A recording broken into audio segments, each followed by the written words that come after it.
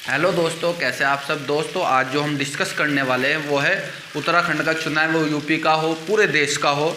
मैं आपको बताऊंगा कि जो बीजेपी है वो जीतती क्यों है, रीज़न क्या है कि बीजेपी के जीतने का, कि वो कहीं भी जीत जाती है, वजह क्या है, उनके साथ क्या। मैं आपको बता रहा हूँ इसमें क्या रीज़न है। देखना यहाँ पर जो बीजेपी है उसका जो वोट होगा, अगर 100 मान लो, इसका वोट 100 है, और इधर है आप, मैं बता दूं आपको, जैसे ये हो गया कांग्रेस, यहाँ पे एएसपी भी आएगा, आप भी आएगा, बीएसपी भी आएगा, ये 4, और एक आध और आ जाएगा एआईएम मान लो, मीम वाली।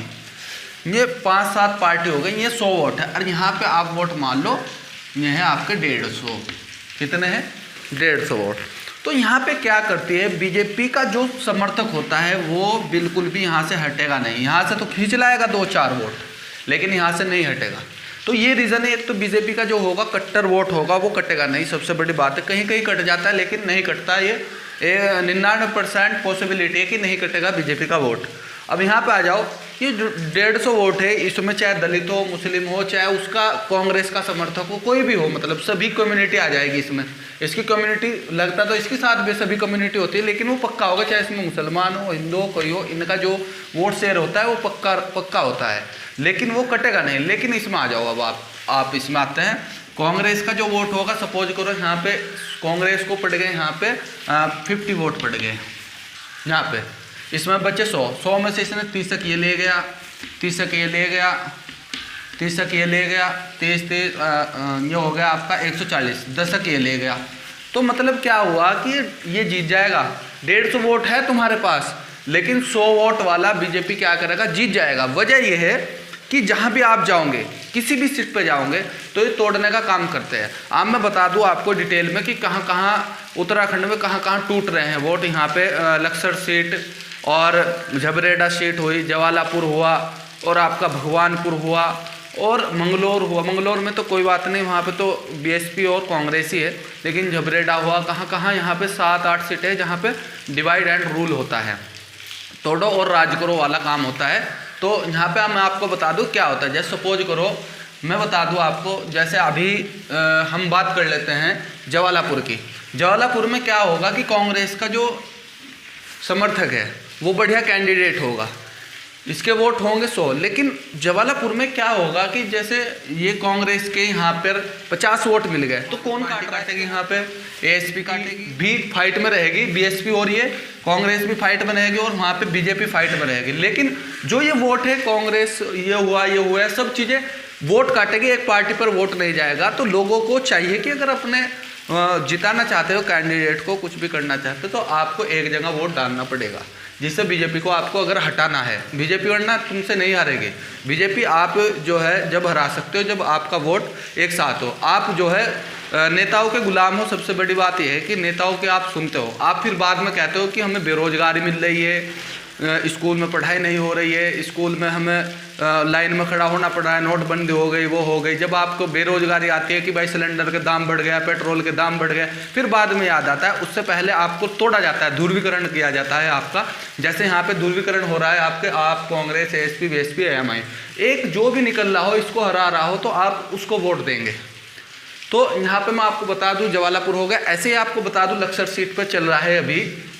लक्सर सीट पे जो है बसपा वहाँ पे मजबूत लड़ रही है बीजेपी से लक्सर सीट पर, लेकिन वहाँ पे कांग्रेस भी है, कांग्रेस भी वोट अच्छे ले जाएगी, ठीक है। और वहाँ पे फिर एएसपी है, एएसपी जो है वोट काटने का काम करेगी, और आप भी वोट काटने का काम करेगी। और यहाँ पे अभी बात करें तो कांग्रेस भी वोट काटेगी। तो वहाँ पे जो जीतेगी बीएसपी और बीजेपी जब टक्कर रहेगी, जब आप जो है कि इनसे हट करके सभी चीज़ों से, आपसे भी, कांग्रेस से भी, बसपा से या मैं से हट करके जब हटोगे, तो जब आप उसको बीजेपी को हरा सकते हो, वरना आप बीजेपी को नहीं हरा सकते। तुम्हारी स्ट्रेंथ ज़्यादा जरूर होगी, लेकिन आप जो है टुकड़ों में तोड़ दिए जाओगे।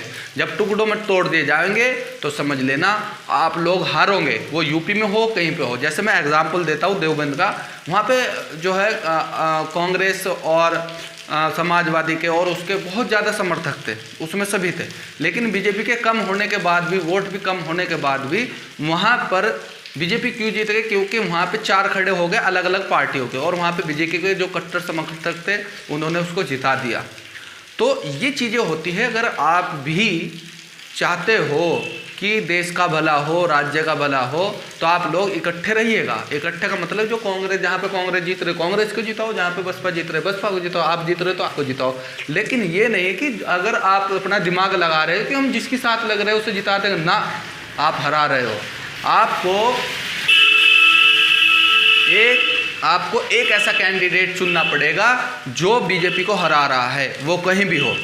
इससे मेरा यही है कि किसी के दिल को ठेस पहुंचे तो पहुंचे, मुझे कोई उससे लेना देना नहीं है। मेरा जो विचार था मैंने आपके सामने रख दिया है, ये मैंने आपके पास रियलिटी बताई है। रियलिटी जो रियल है, अभी वोट ज़्यादा इसी का ही होता है, इन पार्टियों का सब वोट ज़्यादा है, लेकिन रियलिटी वही है। भगवानपुर में जो है अगर कांग्रेस और बसपा है यहाँ पे, क्योंकि दलित प्लस मुस्लिम जो है ज़्यादातर बसपा भी पड़ता है, यहाँ पे बसपा भी निकल सकती है, कांग्रेस भी निकल सकती है। ऐसे ही झबरेड़ा में कभी पहले ऐसा देशराज कर्णवाल विधायक बने थे, मैं उस बंदे का आप देखोगे चील के मुँह की बात हो रही थी, ऐसे ऐसे विधायक बने हैं। वो क्यों बने? क्योंकि वहाँ पे एक तो बसपा का भी खड़ा हो गया, कांग्रेस का भी खड़ा हो गया, वे दोनों हो गए डिवाइड, दोनों वहाँ पे वोट शेयर काट दिया गया और बीजेपी वहाँ पे क्लियर हो गई। तो आप लोगों से निवेदन है कि जितने भी आपके विधानसभा है, तो जो पढ़े लिखे लोग हैं थोड़ा सा उस पर ध्यान दें कि हम क्या करने जा रहे हैं। फिर आगे के लिए आपको बेरोजगारी मिलेगी, महंगाई मिलेगी, फिर दर दर भटकोगे। 4 साल रोजगार नहीं देंगे, लास्ट साल में आपको रोजगार देने का काम करेंगे, 4 साल आपकी एज खराब कर देंगे।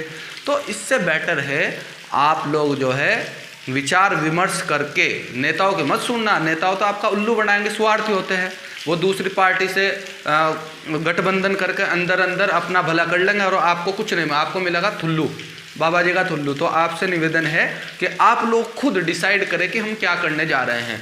बाद में फिर रोना धोना हो काश हम ऐसे कर लेते, ऐसे नहीं, फिर वो ऐसा ही होता है जैसा आप बोते हो, जैसा बोएंगे ऐसा काटोगे। तो आपसे निवेदन है कि वीडियो को ज़्यादा से ज़्यादा शेयर करें, लाइक करें, कमेंट करें, शेयर करें। धन्यवाद।